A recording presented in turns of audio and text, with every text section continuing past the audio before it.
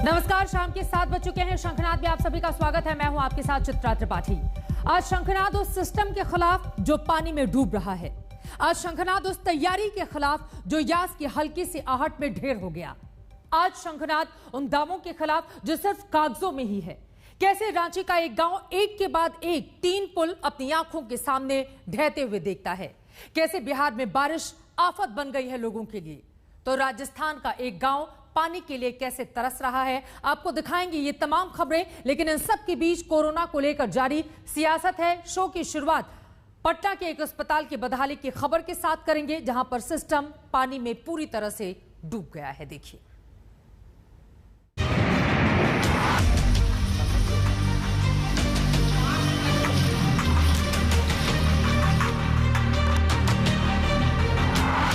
अस्पताल में पानी की भरमार है। नीतीश कुमार कोरोना के संक्रमण के लिए ऐसा जल जमाव बहुत ही खतरनाक साबित हो सकता है। मरीज लाचार है। नीतीश कुमार है। कोरोना में जो अगर पॉजिटिव रहेंगे और हम लोग भी इस तरह से हैं तो पॉजिटिव हो सकते हैं। अव्यवस्था का अंबार है। नीतीश कुमार है। देख रहे हैं कोई रिस्पॉन्स ही नहीं है। इतना हाल फिलहाल में ये रोड बना है। वाह रे सुशासन, वाह रे विकास, वाह रे दावे और वाह रे यास। यहाँ डूब गई हैं दवाइयाँ, डूब गया है वार्ड, डूब गया है केबिन, डूब गया है पटना का NMCH कोविड अस्पताल, और इसके साथ डूब गए हैं वो दावे जिस पर तैर रहा है ये लाचार सिस्टम।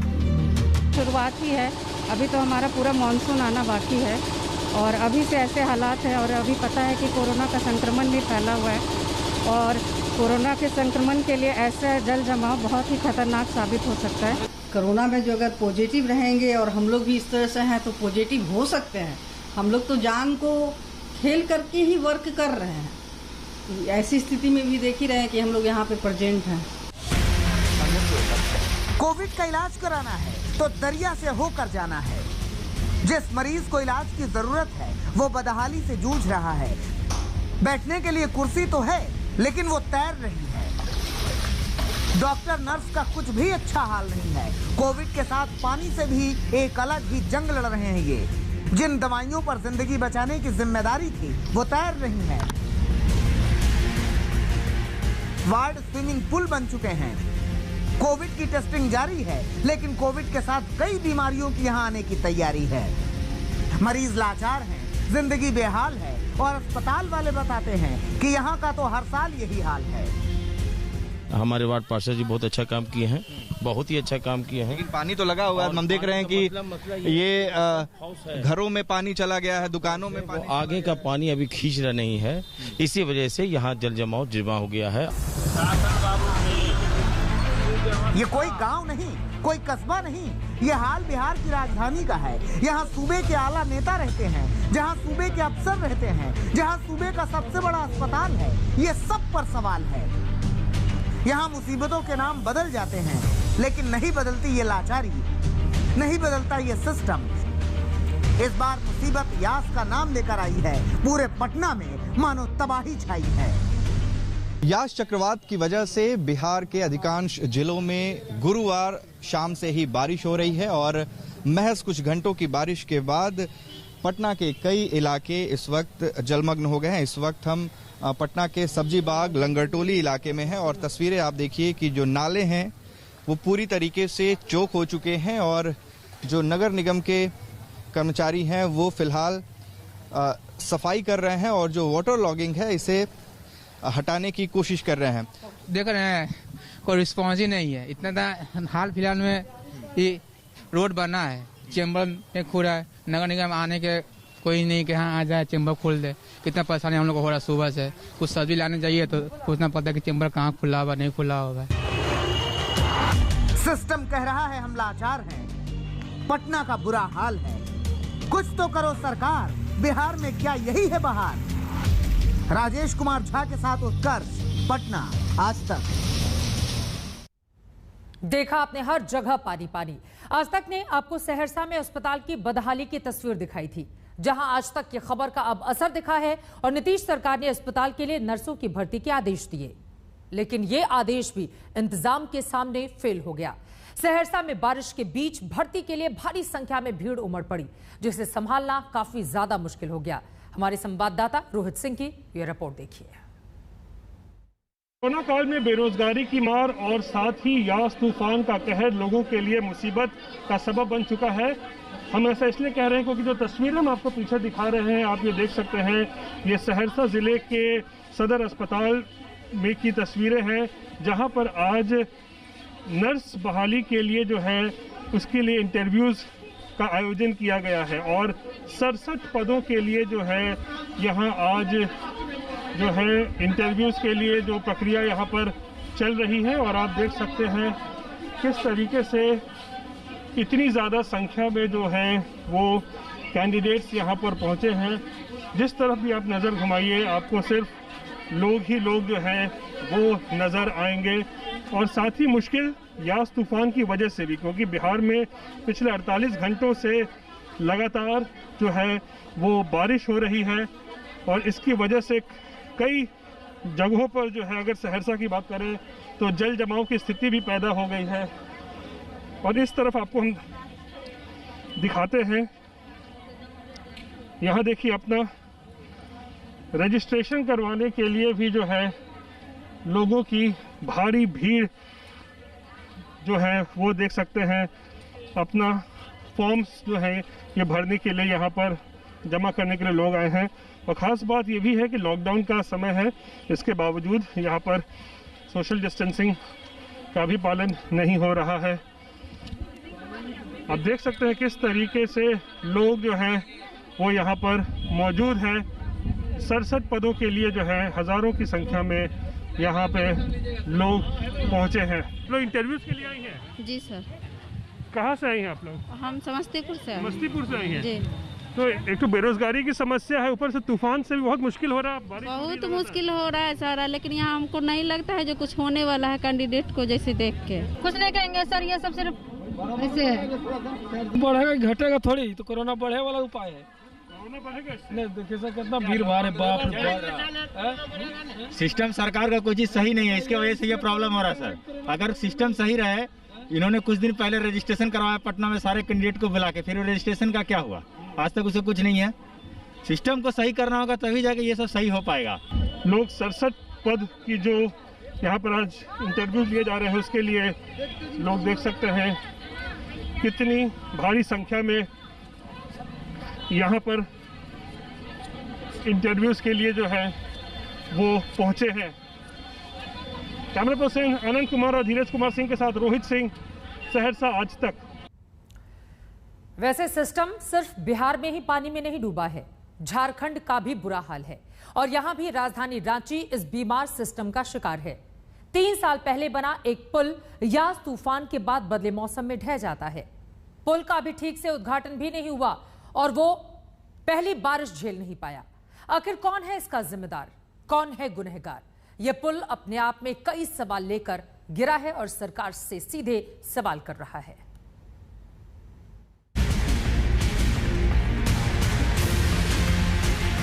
ये सिस्टम नहीं, सरेंडर है।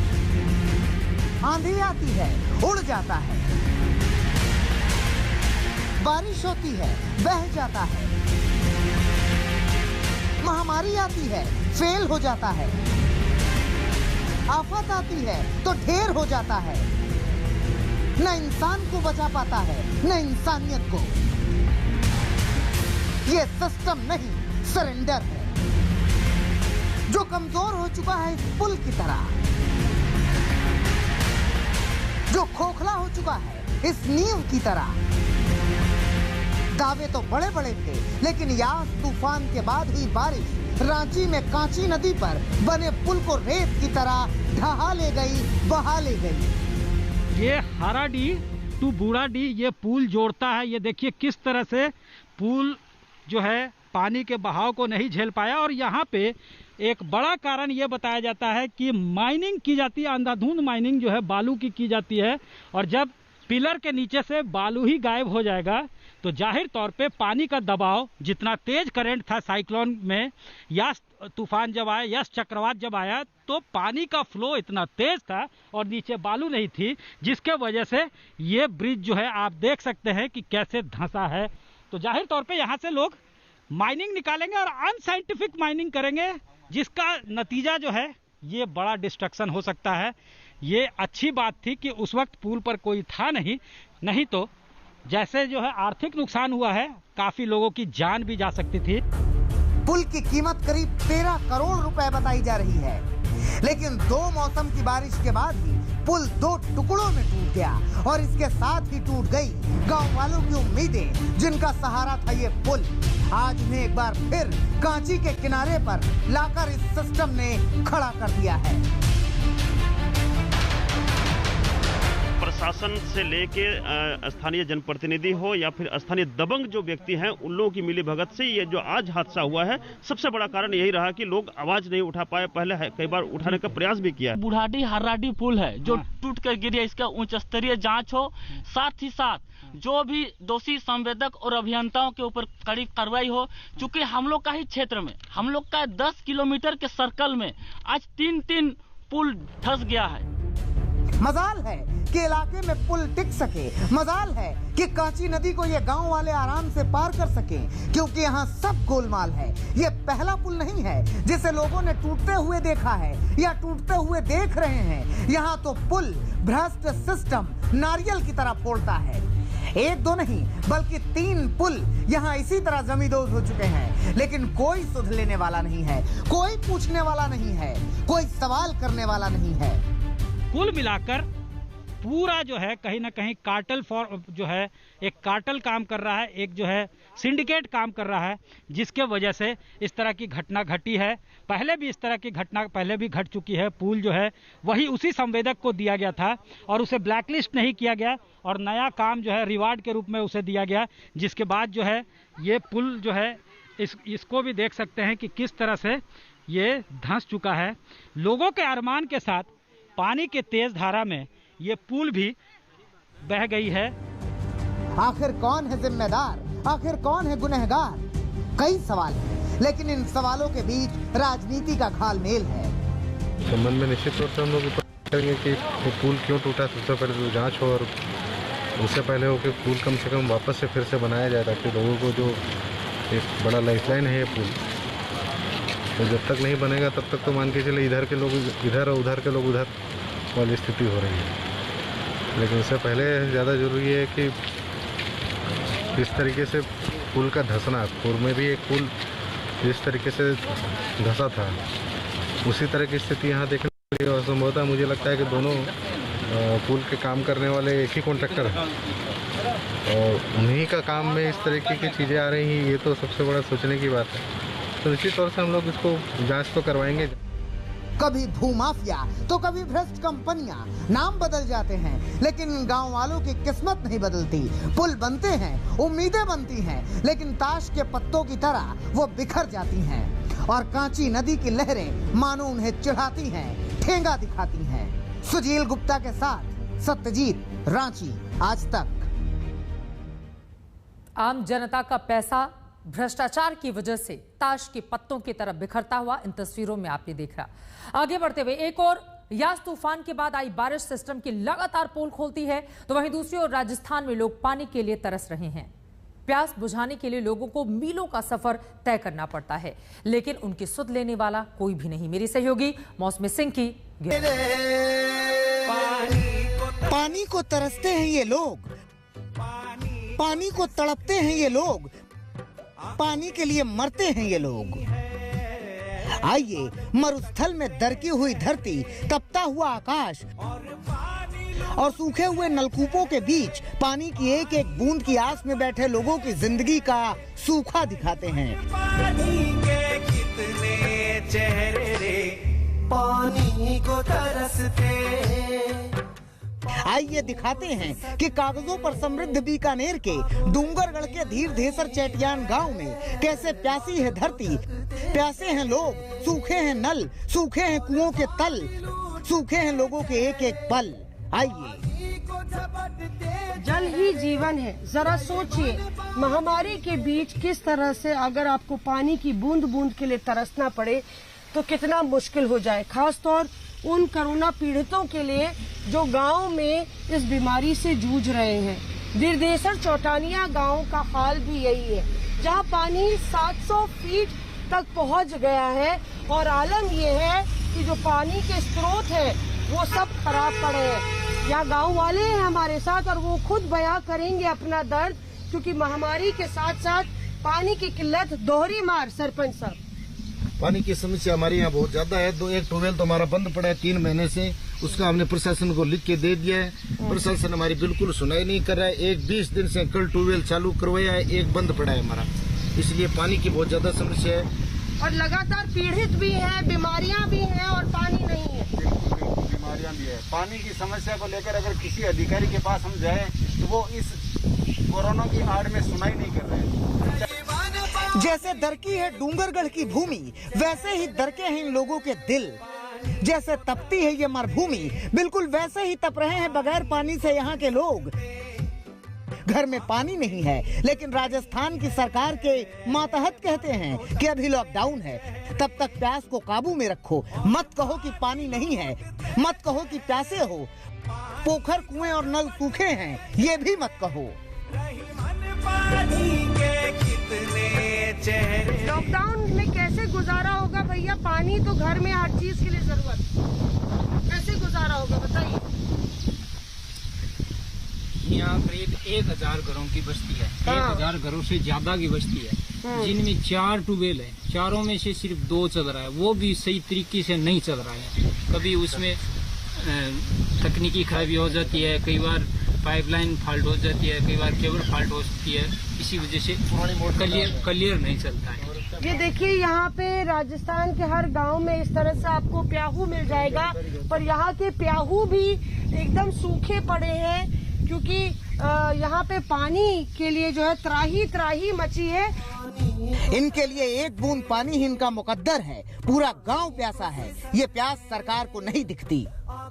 आलम ये है कि यहाँ पे गांव वाले अपने गांव का घर छोड़ के अब खेतों में रह रहे हैं कि कहीं खेतों में जो है अपनी डिग्गी खोद के वहाँ पे पानी से गुजर बसर हो जाए। आइए चलते हैं गांव के भीतर और देखते हैं कि कैसे घर की रसोई से लेके अपने आंगन तक बिना पानी के कैसे सूखा पड़ा है इस गांव में। पानी लूटते चेहरे, पानी को गांव के अंदर घुसते हैं तो पाते हैं कि यहाँ जल का जंजाल है। गांव में पानी कैसे आता है वो देख लीजिए पहले। सूखते कुएं और दरकती धरती और इस सब के बीच पानी की किल्लत। इस ऊंट के सहारे गांव सीताराम बाबा पानी पहुंचा रहे हैं और पानी की जो एक ट्यूबवेल चल रहा है उससे पानी लेके ये लगभग 90 लीटर पानी इस टंकी के जरिए पहुंचाते हैं। कितने घरों में आप पहुंचा देते हैं? कितना पैसा लगता है? कोई 5-7 ग्राम है, 5-7 ग्राम में 50 रुपया टंकी। हाँ। और कोई 100 रुपये लेता है। 90 लीटर पानी लेकर एक शख्स अपनी ऊंट गाड़ी में आता है और कुछ घरों में पानी पहुंचाता है। जिसे पानी मिल गया उसे किस्मत वाला समझिए। इधर गांव में कोई पानी लेकर आए, इस आस में गांव की महिलाएं खाली घड़ा लेकर आती हैं। ऐसे ही एक जगह बैठ जाती हैं, इंतजार करती हैं और पानी के इंतजार का गीत गाती हैं।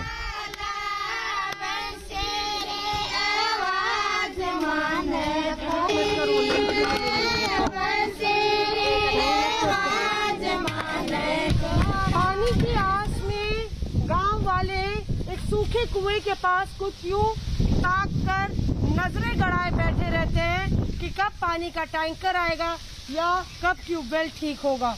अब देखिए, सब गांव की महिलाएं अपने मटकों को लिए हुए यहाँ पे आती हैं, दूर दूर अपने घर से चल के, और यूं ही सूखा गड़ा लेके वापस भी चली जाती हैं। दीदी, कितनी समस्या है पानी की? पानी बहुत समस्या है। पानी पीने के लिए नहीं है, कुआं खराब हो गया, 5-7 दिन होने लग गया। थोड़ा बहुत जारी हुए तो में कोई पानी आवे कौन नहीं, सफाई एकदम खराब है। इन महिलाओं का, बच्चों का, बुजुर्गों का, बच्चियों का दर्द एक जैसा है। कैसे भी करके कोई पानी दिला दे। पूछिए कैसी तकलीफ होती होगी उस बुजुर्ग को जो अपने बच्चों को प्यासा देखता है, आंखें भर आती हैं, मगर मटका खाली रह जाता है। बच्चे पानी का इंतजार करते हैं, खाली डब्बा बजाते हैं, पानी मिला तो खुश, नहीं मिला तो मायूस होकर वापस लौट जाते हैं। कितनी बारी पानी भरने आना पड़ता है तुमको? रोज दिन 1 घंटे तक मिलता है पानी? पानी को सिसकते। हालात बदतर हैं, लेकिन सच्चाई यही है कि डूंगरगढ़ एक एक बूंद के लिए भी प्यासा है। पानी का संकट गांव में मंडरा रहा है, गांव वाले गुहार लगा रहे हैं और नौकरशाह लॉकडाउन का बहाना बना रहे हैं। विडंबना तो ये है कि उसी महामारी से लड़ने के लिए जरूरत ये है कि गांव-गांव में स्वच्छ और साफ पीने का पानी मुहैया कराया जाए, मगर आज हर एक गांव पानी की बूंद-बूंद के लिए मोहताज है। कैमरा पर्सन सत्या रोत्रे के साथ मौसमी सिंह, डूंगरगढ़, आज तक। विडंबना ही तो है, इतने सालों बाद भी पानी के लिए तरसता हुआ ये गांव। आगे बढ़ते हुए अब आपको एक चौंकाने वाली तस्वीर दिखाते हैं। भरतपुर में दिन दहाड़े एक डॉक्टर दंपति को गोली मार दी गई। मृतक की पहचान डॉक्टर सुदीप गुप्ता और उनकी पत्नी डॉक्टर सीमा गुप्ता के रूप में हुई है। आज डॉक्टर दंपति अपने निजी चिकित्सालय से गाड़ी में सवार होकर जा रहे थे, तभी बीच रास्ते में गाड़ी रोककर किसी अज्ञात बदमाश ने गोली मारकर दोनों की हत्या कर दी। पूरे मामले की तफ्तीश लगातार जारी है। ये तस्वीरें सीसीटीवी कैमरे में कैद हुई हैं और इन्हीं के आधार पर अब पड़ताल लगातार पूरे मामले की जारी है। आखिर क्या वजह रही कि दिन दहाड़े इस हत्याकांड को अंजाम दिया गया और ये हत्यारे कौन हैं? इसी के साथ शंखनाद में एक छोटे से ब्रेक के लिए हम रुकेंगे, फौरन लौटते हैं कुछ और बड़ी खबरों के साथ। कहीं जाएगा मत, आप देखते रहिए आज तक।